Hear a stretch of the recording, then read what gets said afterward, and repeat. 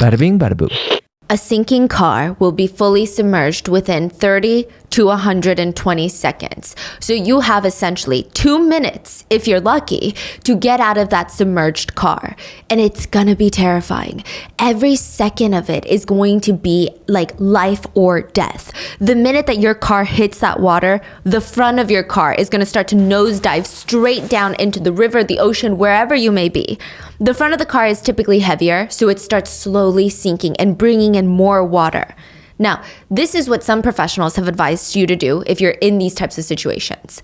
Roll down the windows as fast as you can. You're about to hit that water, roll down the window. You're in the water, roll down the window. Because once you're fully submerged, it's gonna be nearly impossible to open your car door. And if your car windows stop working, then you're gonna be trapped inside the car with zero escape. You're gonna drown to death inside the car. So roll down your windows because the power to operate the windows is only gonna last so long. You have a very short window of opportunity before all the electrical systems are destroyed by the water. If you can't roll down the windows, you gotta find something to break it with. Don't try and break the windshield. That is the thickest part of glass in the entire car. You gotta use the side windows. Then you take off your seatbelt. You do not wanna be restrained while you're trying to free yourself from drowning in a car. Help other people out in the car, and then swim out of the car safely. It's gonna be the easiest to swim out of the car when the water level is still below your car window that's open. Now, once there's water coming in through that open car window, you're going up against the water pressure. Water's pushing you down, you gotta swim up against it. If you're not a strong swimmer, you might have to wait until the entire car sinks to the bottom and then wait for the water pressure to equalize before trying to swim up. Because even if the car is fully submerged, it's still sinking. So the water is pushing it down and you're trying to go up. Wow. You can still do it, but it's gonna take a lot more energy and a lot more skill. Wherever you are in this process, you're gonna wanna use your feet to kick off the car to try and propel yourself towards the surface. But what if you wake up in a sinking car? What if you didn't even see yourself falling? What if you weren't ready? You weren't alert. You didn't have any of the time to do these things. And now the car is filling up with water and you're panicking. In the Han River in Seoul, South Korea, 33-year-old Min Jun was knocked unconscious. He violently wakes up by the cold. It's just so cold. And he notices he's in the driver's seat of his car and there is cold water splashing into his car. It's slowly filling up. His feet are fully submerged at this point and now it's like trying to reach his knees. He's freaking out. Like, what the hell is going on? He has no idea why he's in water. He starts panicking. He's looking out the window. All he sees is water. What the hell? His car is in the middle of the Han River sinking. How did he even get here? He tries to push open the car door. He pushes, it doesn't even budge. Something is blocking it, or perhaps it's the water pressure that's high enough already. It won't move. He tries to slam his body up against the door to get it to open. It's not even moving a little bit, not even a single inch. So he's like, okay, calm down, think, we gotta think. He could hear his breathing ringing in his ears, and he's panicking. Even if he gets out, then what? Be plunged into the dangerous river in the middle of October? I mean, surely he's gonna quickly die. The currents are strong enough to drag him underneath the water. And if that doesn't happen, he's gonna die of hypothermia pretty quickly because he's in the middle of the river. But if he stays in the car, he's gonna drown. The car is gonna slowly submerge and he's gonna drown to death either way. So no. He's gotta get out. And he had wasted so much energy trying to get that car door open. The water is now up to his waist. He has to think clearly. He tries to open the windows. It doesn't work. It's broken. And he's thinking, okay, what do I do? What do I do? The window has a tiny hairline crack running through it. Minjun knew that this is the only way out, the only way to live, or at least have a shot at living. So he uses his elbow and he smashes it into the window once, twice, 3 times. The water is just coming up higher and higher, filling up the car, and it's splashing up against the car, trying to drag it down. I mean, the adrenaline is so high, he doesn't even feel how cold the water is anymore. He uses the weight of his body to smash into the window again, and it finally shatters. It breaks. He pushes out the glass shards. He takes one last breath, closes his eyes, and jumps out the window. And he plunges straight into the cold concrete. And he's like, what the hell? Why is this not water? He opens his eyes and he looks around. His car was half submerged in water, but still resting on a piece of concrete that is now floating in the Han River. A giant piece of concrete the size of 2 football fields is now floating in the water. It does not belong there. It wasn't there 2 seconds ago. And behind him, Minjun sees what looks straight out of an apocalyptic movie. Floating on the concrete island is a bloodbath. People crawling out of their crushed cars, moaning for help, people in the water screaming, begging to be saved while they're getting swept away by the powerful currents. Other cars are fully sinking into the bottom of the deep river. A bus behind him is crushed to half its size. The bus is now coming up to his waist, with blood just pouring out of it like someone stepped on a berry-flavored juice box. He could see blood-soaked hands like reaching out of the bus, trying to crawl out, and nobody was coming to help them. It would be up to the 49 people floating in the middle of the river to save each other. By the end, 32 people would be dead. This is the case of the Seongsu Bridge collapse in South Korea, and how 32 people died without medical attention on a concrete floating island in the middle of the Han River while helicopters flew over and live streamed the whole thing to news networks.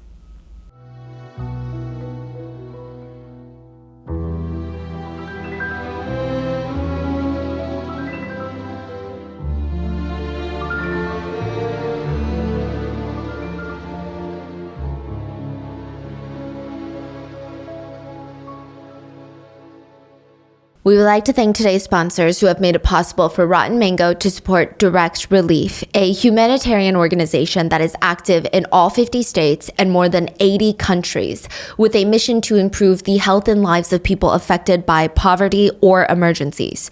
This episode's partnerships have also made it possible to support Rotten Mango's growing team of dedicated researchers and translators. And we'd also like to thank you guys for your continued support as we work on our mission to be worthy advocates of these causes.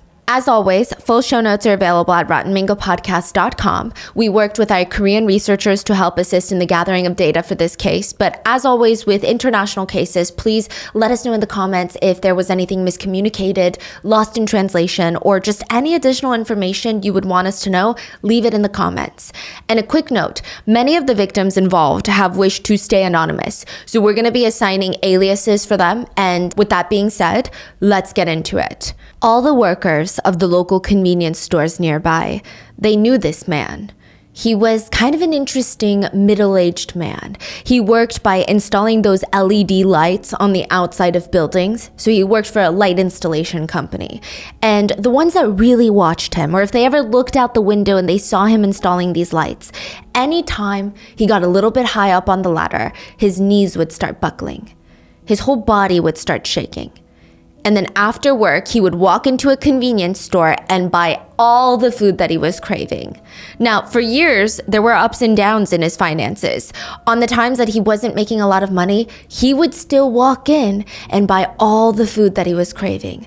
There would be split moments where the convenience store owner would tell him exactly how much it was, and the middle-aged man would open his wallet. Let's say the food is $19. He only had $20 in his wallet. He would hand it over with a big smile on his face and tell him, thank you, you gotta eat, and walk out. He did this even when he had more money. He ate everything that he was craving all the time. He never skimped out on food. And it's very interesting because the ones that had known him for years now, they knew that he had not always been like that. He didn't even work installing lights when he was younger. He was a police officer. It felt like this man had 2 lives. One from before and one from after the incident. Before, he was just another young cop in this police-issued van complaining about food prices going up. I mean, at this point, it's straight up robbery for some kimbap. I mean, it's so chisae, which means annoyingly unfair, that I would just rather not even eat at this point. The rest of the other 10 police officers would chuckle, and the one driving, he turned up the volume to the music.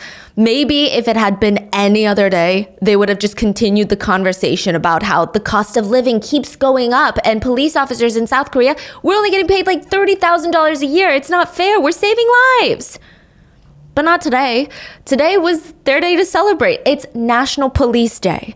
And the 11 Seoul Metropolitan Police officers are heading in their bright blue van to receive awards for their exceptional performance. So they're excited. They're not talking about kimbap prices today. They're having a blast. There was this slightly bittersweet undertone to it all because this was also the last day for one of the officers in the van, which sounds, I don't know, dramatic, right? But they're not just coworkers. I mean, these officers have been working together on the force for some of them months, some of them years. A lot of officers say, other than family, the only people I would trust with my own life are my partners on duty. If my partner is out there chasing a knife-wielding criminal, we're doing it together. If my partner is out there giving out parking tickets, we're doing it together. If my partner is receiving an award for exceptional performance, we're doing it together. This would be their last ride all together. So they're turning up the volume to this very upbeat song. It's called Cocktail Love. It's honestly the last song that you would expect police officers to be jamming out to. It's a bit of contrast too with the rainy morning outside. And they're singing along while staring out the window and they're looking into the river, the Han River that they're crossing. And then boom, it hits them. What the hell was that? They turn down the music. And the driver says, it's nothing. It was just like a small stone. You know, sometimes the stones come up from the road. It hit the windshield. That was a big stone, I think, though, because that sound was loud. But now with the music turned off, their ears are alert. No, but what's that sound? The car gets quiet and they're trying to listen. And it's like this low, like, tuk, tuk, tuk noise. It almost kind of sounds like the beginning of thunder, like a rumble almost. It's a deep tuk noise. It's like one that you would feel in your bones. The officer driving the car, Officer Lee, he was gonna ask the group what they thought the strange deep noise was, you know, because it's clearly not normal. But his officers start yelling from the back, brake, hit the brakes, hit the brakes. He looks up at the road ahead of him, and the road ahead looks like it's rising. It looks like the road is getting taller out of nowhere. How is that even possible? How is it getting lifted? They're on a bridge. Is this some sort of like weird optical illusion or some sort of earthquake? And as quickly as the road ahead of them looked like it was growing taller, it just vanished completely. It disappeared. And then they felt this really odd, strange weightlessness in their stomach. Like their stomachs were just floating around inside of their bodies. And then, boom. Some of the officers screamed. Others felt everything go black. Most of them fainted.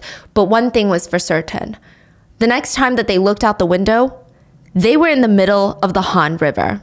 21-year-old Officer Lee, the driver of the police van, he opened up the driver's side door, and there was so much noise when he opened that door. Emergency sirens getting closer and closer. People are screaming for help. Help. He has to help. So he's forcing his trembling legs to try and move out the car because he's shaken up. It feels like a war zone. It feels like there's bullets just flying towards them from all different angles. And now that he's out of the car, he realizes it's not bullets, it's stone. Like thousands of pieces of gravel are just plummeting from the sky, landing on him, near him, clinking off the police van into the water, creating these giant splashes. He could barely keep his eyes open from all that dust. And then the cold wind. Not just the wind of the Han River, but the helicopters. There's helicopters just circling around. And he's trying to squint and look up, and 66 feet above him, 7 stories above him, is the bridge that he had been driving across just moments ago. It had a giant section just ripped from it in the middle. It's like someone punched down into the bridge, taking a giant piece of slab down to the Han River. He could see peeking over the bridge, like the edge of the bridge up there, 66 feet above him, are people, firefighters, looking terrified. He's like, why do they look so terrified? He turns his eyes back down and turns around in a full circle. They were on a sinking island. A piece of concrete, the slab from the bridge that was missing, was now floating in the Han River, about to sink at any moment. Lee turns to his right. There's people screaming from inside the water. They're being swept away by the current. He turns to his left. There is blood seeping into the concrete, turning it fully dark red. He looks up and he sees a bus full of people upside down, and the bus is completely squashed. He could see long strands of hair just soaked in blood peeking out from the bus windows. Backpacks were ripped apart and loose shreds of homework were just sitting in pools of thick blood. The next stop for this bus would have been Muhak Girls High School. In Korea, most high schools don't start class until 8:10 a.m. But technically, if you're not in your seat by 7:50 a.m., you're considered late. So most students, they try to shuffle into the classrooms by, 7:30 a.m. So you have some time to settle down, set up your little station, catch up with your friends, finish eating the breakfast that you bought at the convenience store. Apparently, they call it reading time. But most students, they do not sit calmly and read a book ready for the day to start. They're running around going from class to class, treating it like a recess, doing their hair, fixing their makeup, playing with their phones. They're doing everything. They're running, taking pictures, eating snacks. And at Muhak Girls High School, most of the students were really good about getting to class on time. Except Friday, October 21st. The teachers of Muhak Girls High School walk into their classrooms and they look around. There's 8 empty seats. No one had called ahead of time. Usually if students are sick, the parents will call. If students are late, parents will call. 8 unexcused lateness, tardiness, absence. Strange, 1 or 2, they're used to that maybe, but 8? They look out the window and it's just rain droplets pouring down. Okay, maybe they're late from the rain, but still, it rains all the time. They're on time. We're not sure how everyone at the school found out. Maybe a teacher ran out of the staff room yelling at everyone, turn on the TVs. Maybe a student had heard about it and ran into the school saying, did you guys see what happened? But very quickly, during homeroom period, Muhak Girls High School students found out that the bridge leading straight to their school that most of their classmates and friends took every single morning to get to class had collapsed. And those 8 empty chairs belonging to their friends, they may never be filled again. Every single channel on TV, every radio station was playing the same thing. A shocking incident has occurred this morning. During a severe traffic jam during rush hour, the Seongsu Bridge has collapsed. Nearly 100 feet of the road collapsed and broke off into the Han River, taking down multiple vehicles with it. Eventually, the police, fire department, and soldiers on base nearby would be dispatched to this collapsed bridge. In total, 1,500 people were mobilized to the scene. Some of the news reports started sharing suspicions that North Korea was attacking South Korea, that they had bombed the bridge, causing it to collapse. It was reported by world leaders that there's a genuine risk of war that would involve chemical, biological, and nuclear weapons. The nonpartisan Congressional Research Service estimates that North Korea could rain down on Seoul with 10,000 rockets per minute, killing 300,000 South Koreans in a single day, if they wanted to. Experts estimate that in the long run, if North Korea attacks South Korea, millions could die from this type of escalation. So people are thinking, maybe this is just the beginning. Maybe this is the work of a North Korean rocket. While news stations are on high alert about anything regarding North Korea, all the students at the all-girls high school are just terrified. They're so anxious that their friends are not showing up to class. And that bridge being the main method of transportation for many of them, it's making them feel panicked. They try to find out if someone released a list of names. Or what about the vehicles that were crashed? Wait, what car does Yuna's dad drive again? What about Sarah? They said it's only a few vehicles, right? What are the odds that they were on that section of the bridge? We need to calm down, right? It's gonna be okay. They had no answers. All they could do was wait, holding onto their breath, sitting at their seats, not able to focus on any of their schoolwork. And slowly, more reports came out about the collapse, including the fact that public bus number 16 was on the bridge when it went down. Bus number 16 was packed like sardines. This is rush hour in South Korea. There are students with their backpacks being squished by men in suits with their briefcases, security guards heading to work trying to close their shoulders in to make room for more people. Bus number 16 had made it across the part of the bridge that collapsed, according to the news, by half of its length. The part of the bridge that collapsed went down, and bus number 16, half of the bus, was on the part that did not collapse. And the other half of the bus was suspended in the air. That's even worse. Yeah. There was no concrete, no ground supporting the back half of the bus. It was essentially dangling. The driver of the bus, according to witness statements, tried to accelerate to move the rest of the bus to the part of the bridge that hadn't collapsed, move it to safety, but it was nearly an impossible feat.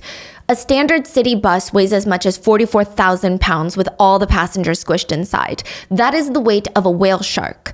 Imagine a whale shark that is half off of a bridge. How would you stop it from falling? The bus driver, he tried his best to not let the bus fall, but there's just nothing you can do. You cannot go up against physics like that. He tried. Witnesses stated that he accelerated all the way until the rear wheel of the bus hit the edge of the broken bridge, but it got caught on the jagged stone. Oh my gosh. The bus driver accelerated with everything he had, but because the rear wheels were caught, it caused the entire body of the bus to go up. The bus, to a degree, was now vertical. Because he's accelerating so much and the back wheel is getting caught. It was erecting itself up on the middle of the bridge. Drivers on the bridge were staring in horror because they knew that there was nothing that they could do to help. The bus went up and then fell back into the hole. The bus made almost a semicircle as it fell all the way down 66 feet and crashed onto the concrete slab that had broken off into the river. The bus was in the worst condition because the other vehicles that had fallen with the slab, there was a crash, they were injured, there were a lot of serious injuries, but because they didn't fall onto the crash, the impact was not as hard. Bus number 16 was crushed like an aluminum soda can. Bus number 16 was the bus that many of the all-girls high school kids took to get to school. The next stop on the bus, right after they crossed the bridge, would have been Muhak Girls High School. Many families would later bring up the butterfly effect. And side note, just to clarify, I am only bringing up these types of questions and even the butterfly effect because a lot of the families of the victims were talking about it and it just became a topic of discussion amongst a lot of news networks at the time.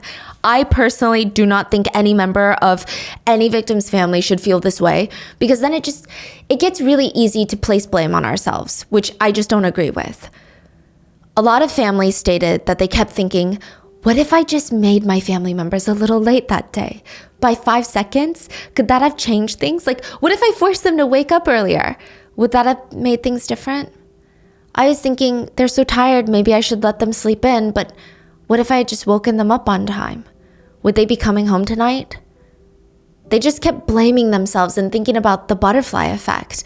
The butterfly effect is the idea that small, seemingly trivial, non-consequential events or decisions ultimately result in something with a much larger consequence.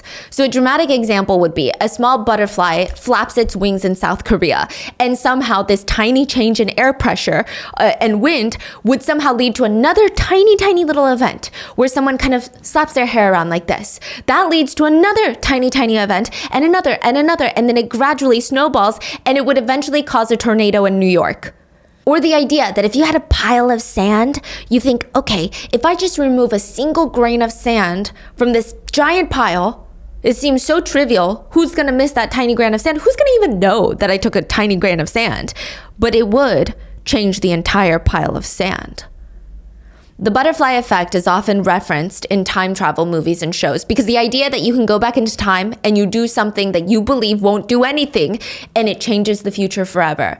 One of the most famous classics is about a man who travels back 65 million years to shoot a dinosaur. He's like, this is my dream, to kill a T-Rex. Now, according to history, the T-Rex was gonna die anyway that day because a fallen tree would land on it, killing it.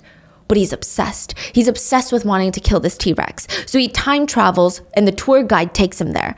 Time travel tour guide. But when he goes up to shoot the T-Rex, the man starts getting scared. The T-Rex is so big. Like, what if the bullet doesn't kill him and it just makes him angry and then the T-Rex is gonna kill me?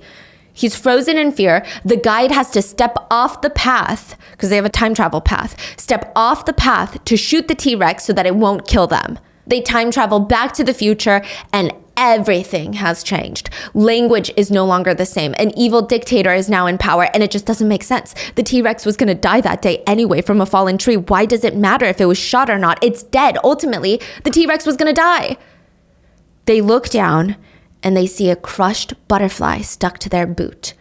And the story shows how just them stepping off the path, stepping on a butterfly, changes history forever.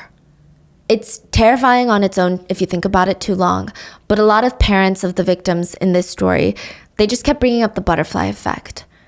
They said they kept asking themselves, could things have played out differently somehow?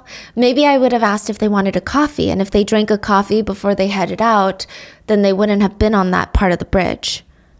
Or maybe I could have made them wake up 5 minutes earlier. Or maybe the night before I made them sleep 5 minutes earlier. Or maybe I was going to shower, but I could have just let them shower first. Or what if they wore a specific tennis shoe that takes a few extra seconds longer to tie? Could that have changed the outcome of things? Yuna had stayed up late at night drawing again.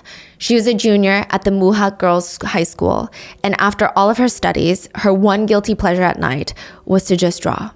The next morning, Friday morning, she woke up a teeny tiny bit later than usual. I mean, at this rate, she was going to miss her bus to school, and Yuna's dad offered her, hey, I'm going to drive to work. The bus stop is on the way. Get in the car. I'm going to drop you off at the bus stop. Yuna did not even respond to him. She grabbed her backpack, got in his car, and she crossed her arms and stared out the window. Yuna's dad is trying to make eye contact with his daughter to see if there was an opening for conversation, but nothing. She refused to look at him, and she just stared out the window. It was kind of a Cold War.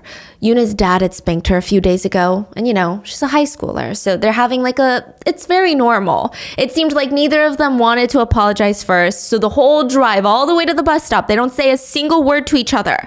When he parks the car, he turns to his daughter, but she's already out the door, and she's saying, "Kata uke," which means, "I'll see you at home later."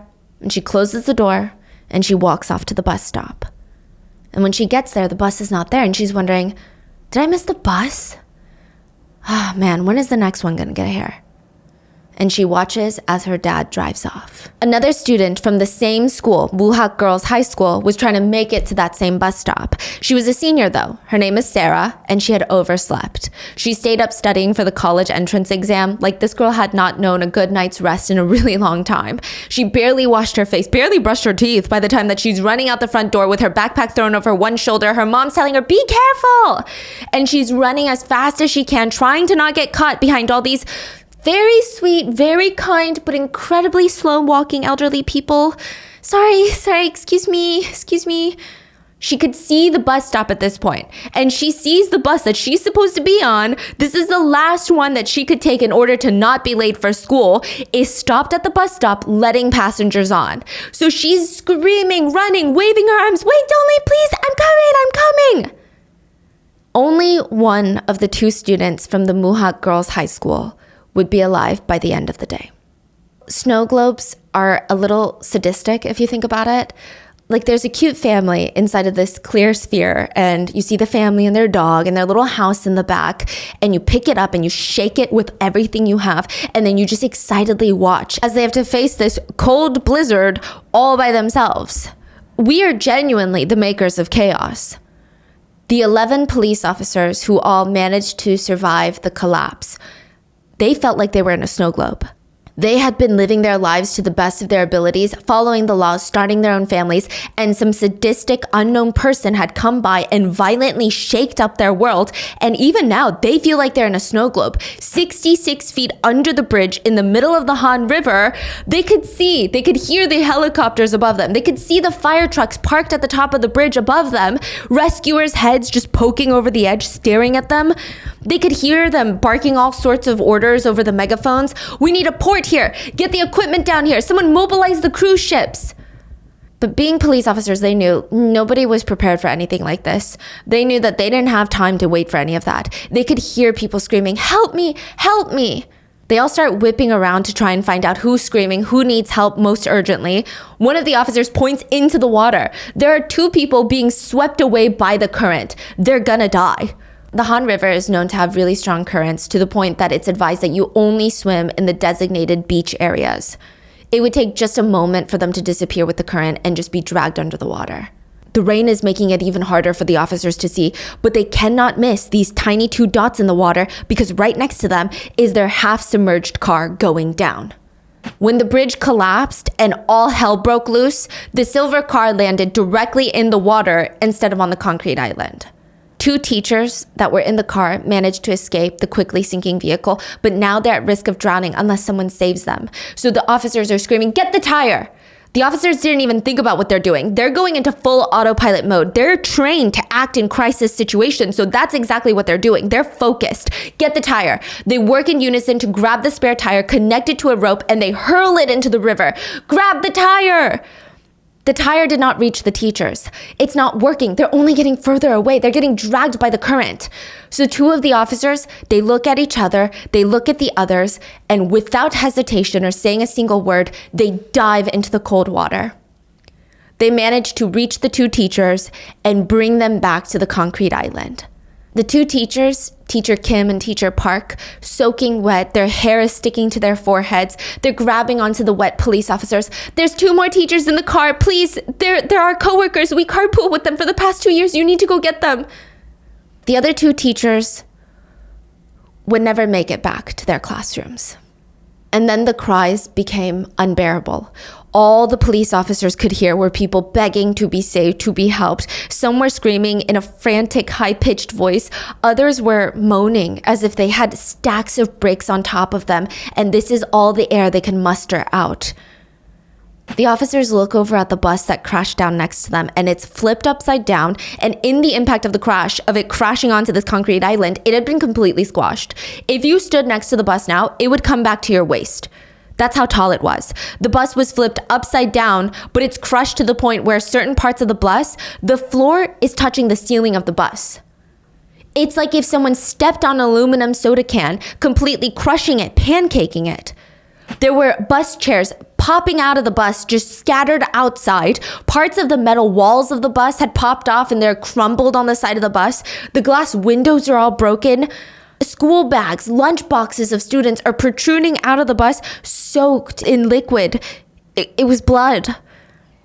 21-year-old Officer Lee remembered looking at the bus, seeing the blood flowing out like a squash juice can. And he said, there were layers of people on top of people. It was literally hell on earth. But he has to snap out of it. Voices are calling at him to help. He goes back into focus mode, trying not to think about who these people are, what's going on, where everybody was headed, the fact that 2 seconds ago he was headed to receive an award. He's not thinking about his family. He's thinking about saving lives, and that is it. The situation was being broadcasted live in all news stations in South Korea by the helicopter circling above. The people trapped in the collapse were really in their own snow globe. The whole nation is watching them without any single way to help. All the police officers would be seen on the news stations on the sinking island wearing nothing but their underwear. But it's only 40 degrees outside. Officer Lee and the other officers start pulling people out as gently as possible from this crushed bus. And all the other officers that are assisting, they would pull a person out, a middle-aged man, suit covered in blood, students in uniform covered in blood. They would look at the officers and they would say, "Thank you, I'm so cold." And with each person they pulled out of the wreckage, the officers would just start shedding articles of their clothes. Every single person that they rescued out of the bus told them, "I'm so cold," and they're shivering. And the officers knew that that is a dangerous combination. So blood loss causes your core body temperature to fall. It can actually lead to hypothermia and death. Normal body temperatures are at 98.6, but when it falls below 95 degrees Fahrenheit, you're at risk of your body shutting down. Hypothermia can lead to complete failure of your heart by causing an irregular heartbeat, respiratory systems go down, and eventually that leads to death. And a lot of these people being pulled out of the bus are showing signs of hypothermia. Yeah, it's only 40 degrees outside, but from blood loss, they're becoming hypothermic. Not to mention, it's the end of October before 8 a.m. Even just being outside would have been chilly in South Korea. But on the Han River, those current, those winds, it likely feels much colder, and it's raining. Officer Lee would take off his police jacket and give it to the first person he pulled out. Then he ripped off his shirt, gave it to the next person. Then his pants. He pulled another person out of the bus, a student. They said, "I'm so cold." And he looked down. He has no more clothes. He's in just his underwear. And he's thinking quick on his feet. He runs to the police van and he starts ripping the car seat covers to take off so that he can provide some sort of warmth. And when it finally rips off the seat, he runs towards the student he just pulled out and he said, "I got it, here, take the..." The student was dead. The officers had to keep going though, even though it just started to feel pointless and painful. They rushed to get everybody out of the bus and cover them with car seat covers. They would ask the person they just pulled out, "Ajashi, are you okay? Do you need help right now? Is this warm enough? Here, take the car seat cover." No. Thank you. Thank you so much. Go save the others. Go. The officers would turn around, go back into the bloody bus, drag another person out, and place them right down next to the Ajashi, who was now dead. In another instance, Officer Lee pulled out a man from the bus. He was covered in blood, badly injured. He's still actively bleeding. And like the others, he desperately needs medical attention. I mean, this is life or death. Officer Lee sits him down and he's reassuring him, like, just hold on tight, okay, Ajashi? The rescue boats are coming. They're gonna be here very, very soon. Just stay awake. The Officer Lee looks up out into the river to see where the rescue boats are, how far in the distance they are, and he starts smiling because he can see them speeding towards the concrete island, and this is good. And he looks down. The man is dead. It felt like every time they rescued someone, they would turn around to help someone else, and the person they just rescued would be dead. They were alive 2 seconds ago, and now they're dead. It would take 30 minutes for the rescue boats to arrive. Rescue operations began, and bodies were carried onto boats on stretchers. Helicopters used rescue bags to now lift dead bodies. Rescue teams took way too long. When they first heard the bridge collapse, most of them made their way onto the bridge to the giant hole in the center. But what the hell are you going to do from there? So they wasted a lot of time driving back off the bridge, finding boats to get to them, to get to the site of the collapse by water this time. It was also later revealed that the call center employees briefly thought all the calls coming in about the collapse were prank calls. So they wasted even more time that they could have used to save lives by contacting the correct people like the Navy. 32 people died that day, 9 being students, and 17 more people were injured. It is widely believed that if the rescue boats had come sooner, more people would have been saved. And now with the rescue teams doing what they should have done 30 minutes ago, administering medical care, the 11 police officers, they sat down to catch their breath for the very first time since the collapse. Officer Lee, he's 21. He called his dad because he usually reports to his parents, and I believe he was still in a state of shock though, because he just told his dad very bluntly everything that happened like he was still on autopilot. I mean, he was so nonchalant. He stated, "Yeah, Dad, Seongsu Bridge collapsed and I rescued some people out, so it's fine. Don't worry about it." And his dad responded, okay, 조심해, be safe. And he hung up. It did not register in that moment for Officer Lee's dad what his son was saying. After the line went dead, his dad stood there processing what his precious son had just told him. And he immediately called him back and he screamed into the phone, "You're where?" The Seongsu Bridge was a symbol of economic power. The Seongsu Bridge was built 15 years before it collapsed. I mean, it was part of the government's plan to modernize Seoul before the Summer Olympics were coming. Listen, don't even get me started on the Olympics and what the cities will do for Olympics. It was going to be held in Korea. They wanted Seoul to be cleaned up. The government spent $470 million to clean up the Han River, just clean it up from pollution. They said the Han is like clothing to the people of Seoul. So this is Olympics, 1990s? Yeah. Something to wear daily with pride, something to keep clean. Our fathers and their fathers would swim in the Han. It's our lifeblood. And yet, 32 people had just died because the bridge collapsed into the Han River. And there were signs that the bridge was going to go down. 10 hours before the bridge collapsed, a large gap had formed in one of the joints on the floor of the bridge. Like, you could look into it and see water. It was a large gap. Seoul City was alerted and they sent workers out there to lay a small iron plate on top of the gap so that nobody's tires would get stuck. And it wasn't even, I say small iron plate. It's not small. It was 4 feet by 7 feet. They're trying to put a Band-Aid on a bridge? Literally, quite literally, they put a Band-Aid on the bridge. Slapped a Band-Aid on. This was 160 feet from the site of the collapse. They were going to repair the joint later, they said, but they postponed it due to bad weather, which is fine, but then why not just shut the bridge down until it's repaired? The next morning, about an hour and a half prior to the bridge collapsing, reports started coming in that people could hear these creaking noises coming from the bridge. You know those horror movies where they walk into those old haunted houses and it feels like the entire house is thundering? They said it sounded like that, but on a bridge, which can't be great. It sounds like a monster, like deep, low rumbles and creaking noise. It sounds like it's echoing too, like something big is shifting. It sounds like thunder inside of the bridge. Seoul City said once again that they would check it out, but after the rain stopped, less than an hour later, the bridge collapsed. Over 30 people died and more were missing. Search teams consisting of 150 personnel were sent into the water to locate more bodies. Professional divers, the Navy were all involved. They found the silver car with the 2 remaining teachers inside. They had drowned. And a little while later, searchers came across another fully submerged vehicle, a gray Hyundai, and the driver had not been able to escape from the submerged vehicle. He was also dead. After 5 days, they called off the search and no more bodies were found in that area of the Han River. 32 dead, 29 from the bus, 9 of them being students, and 3 that drowned. Muhak Girls' high school graduation was 4 months after this. Everyone showed up. Even students who weren't graduating that year, parents of students, they all rallied to show support for 8 students that would never be coming back. Many of the parents of the deceased brought in a single yellow tulip in memory of their children. Sarah brought one in too. The bus never waited for Sarah, the one that collapsed. And that is the only reason that she survived.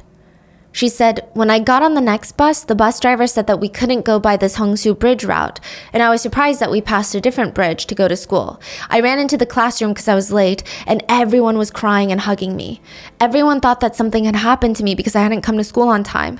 They were playing the news. I said Yuna and her dad had a big fight a few days before she was killed. Most high schoolers, they have a hatred for parents lecturing them. And in that car, her dad thought, wow, she's really mad at me. But Yuna she's a high schooler. She didn't know how to apologize yet. And she didn't know when was the appropriate time to give her dad this letter because she felt like her dad was still mad at her. And so she saved that letter in her backpack. And it read, "To my loving dad. Dad, I can't hide my tears whenever I think about you. I know that your heart must hurt 100 or 1,000 more times when you spank me. Dad, don't think that you spanked me. Think of it as you were spanking the bad thing inside of me.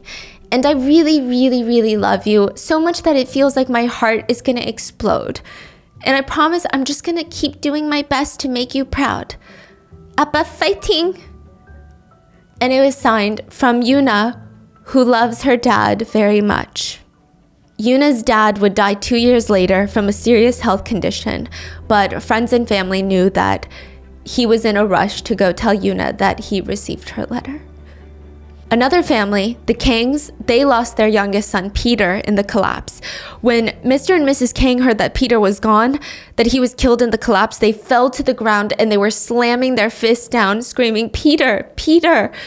It was Peter's last day at work today. He had quit his job to focus on his studies of becoming an accountant, and his parents felt guilty. They couldn't help but think, had the collapse happened just a day later, had Peter just quit a day earlier, their precious son would be alive today. Bridges are all about balance. To simplify it, when you have a force going down, like gravity, the structure is going to go down. But when you have a force going up, and a force coming down, the structure can stay still if it's perfectly balanced. Now, there's a ton of different types of bridges, but all of them are about balancing forces. So take a beam bridge, for example. This is the cheapest, most simple type of bridge. So picture you get 2 stools, 2 chairs together. You place them a few feet apart and then place a wooden plank on top. There, you have a beam bridge. Now, let's say you want to make this beam bridge longer. You got to get creative, because imagine you just push the chairs further apart and try to balance a longer wooden plank. Suddenly the weight is going to feel heavier. It's going to start sloping down in the middle of that wooden plank when you put weight on it, right? It looks like it's going to snap in half. So what do? Technically, you could add another chair in the middle to balance out the weight, but that's not the cheapest or the easiest solution. You want to keep a good chair distance from each chair. So you don't want to spend so many chairs on this wooden plank. So what do? You add trusses to it. Imagine you have 4 toothpicks. You tape them up into a square. How easy would it be for you to take your finger, put it on the one corner of the square, push it down, and suddenly it's not a square anymore. It's a different shape. It's pretty easy, right? Because it's just going to bend. Yeah. So what would be the best way to ensure that it doesn't tilt? Doesn't tilt?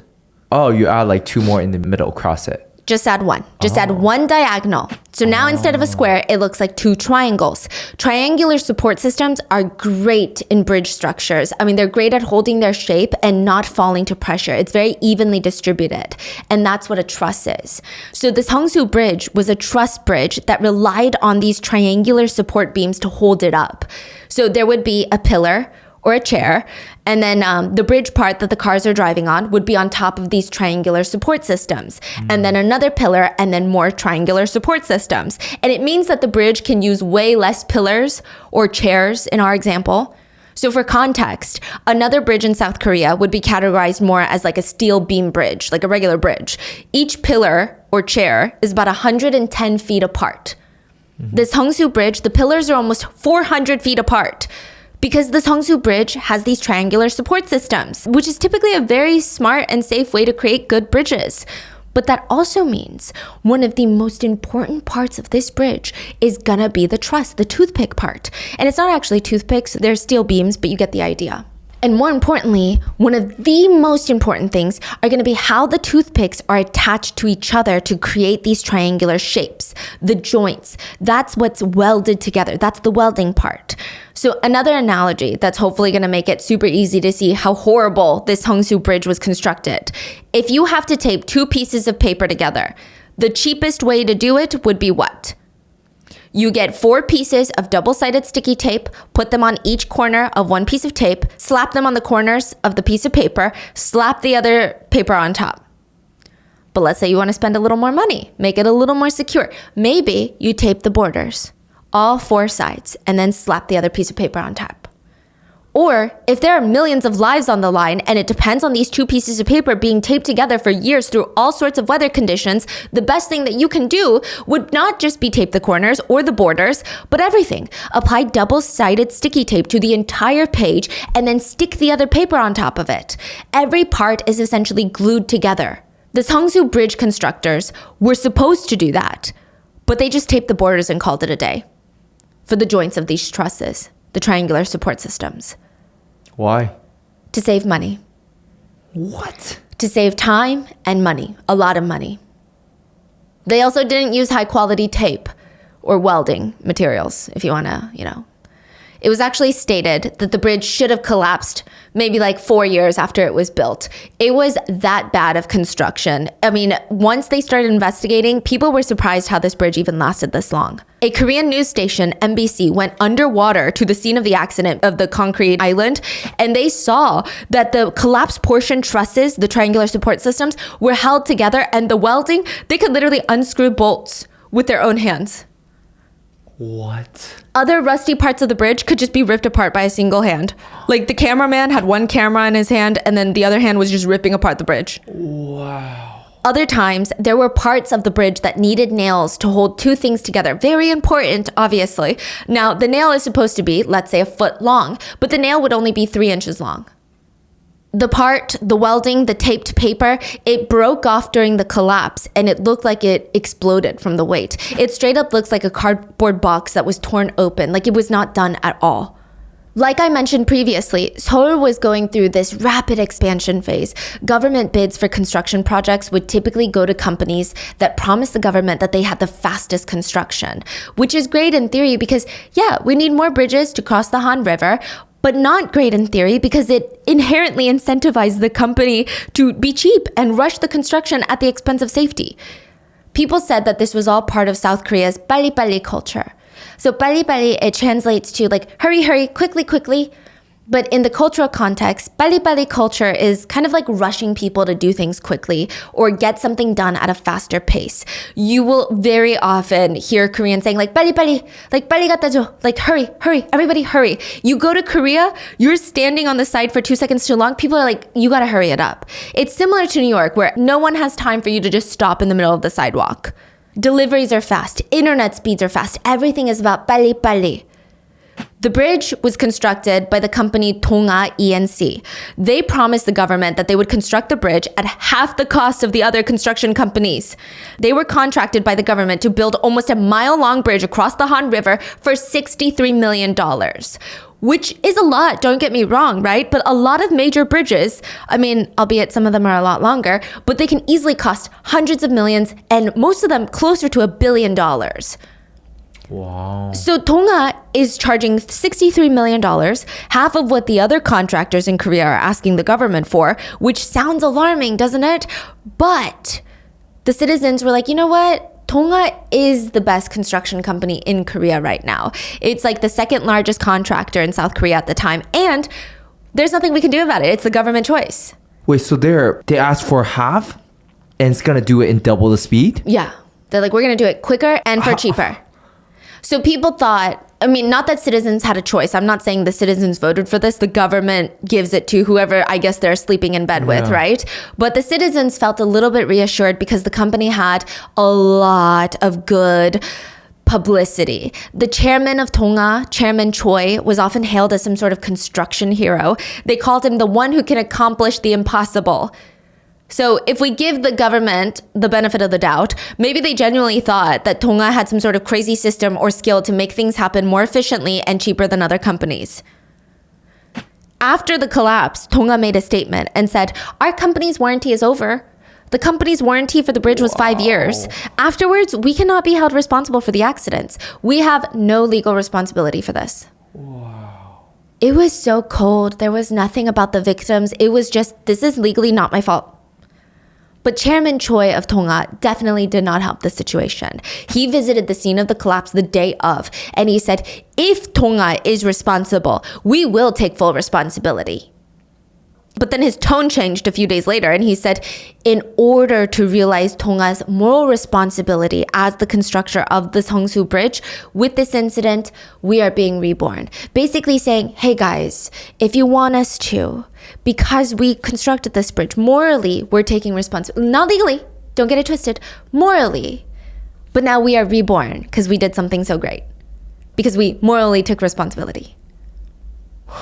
Eventually, an investigation was opened into the bridge's collapse. Chairman Choi's entire attitude changed and he said, look, I've been to Seongsu Bridge countless times, driven over it. Let me ask you a question. Would I have gone to Seongsu Bridge if I ordered it to be built cheaply and fast and without regard to safety? The company essentially argued that the bridge was fine for the past 15 years, so it's not their fault. If it was this bad, how would it have lasted 15 years? They started shifting the blame to Seoul City, the city government, for negligence on maintaining the bridge. They stated that for the responsibility of managing all the bridges over the Han River is done by the city of Seoul. The city is required to conduct safety inspections on facilities every single year. So does that mean they ran their test and the results said the bridge was fine? Were they not thorough in their testing? Did they even test the bridge? It was later revealed that after 15 years of its construction, the Seongsu Bridge was never subjected to any detailed inspections. The government decided the bridge inspections would focus solely on older bridges. Another very dangerous thing to note, the government never restricted heavy vehicles from the bridge, nor did they try to limit them, which that's a huge pivotal part of ensuring the safety of bridges, because bridges, yes, they're supposed to be safe. You have to make sure that they're not overloaded though, because that could cause a collapse. There is no bridge that has unlimited weight limits. They're all built to only withstand a certain amount of weight. So not only did the government completely disregard the safe limit of the weight, they were doing more. The bridge had started off as a 4-lane bridge, and it was still a 4-lane bridge when it collapsed. But there were plans to get rid of the pedestrian lanes on both sides, redo the bridge, like the paint of the lanes, and make it 5 lanes. They were gonna add on more load, more heavy cars, more buses, more transport vehicles, which would add more weight to this already exhausted, stressed structure.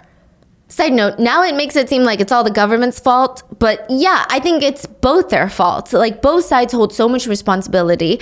Tonga's construction of this bridge is so well known internationally by engineers and even used as a case study for civil engineering students for the abysmal, terrifying, reckless construction of what honestly should not even be labeled a bridge. Allegedly, Tonga hired an expert in steel plate welding. So that's like the tape part I was telling you about. The joints, the most important part, very important of a truss bridge. But when that expert insisted on, hey guys, we need to go a little bit slower because we need to inspect the steel plates thoroughly because this is the most important part. He was allegedly fired. Seoul prosecutors launched a criminal investigation into the bridge collapse. They were, in a way, investigating their own peers, and they did not like what they found. Seoul City had a contract with a third-party company and tasked them with handling the bridge maintenance and repairs. So let's call that B Corporation to keep things simple. B Corp had submitted a report to Seoul earlier that year. So this is in October. They did it early, spring. They said, hey, the steel joints and the beams, yeah, they're compromised. It is in urgent need of repair. Which doesn't sound like a we'll get to it when we get to it type of problem, but Seoul did not do anything about it.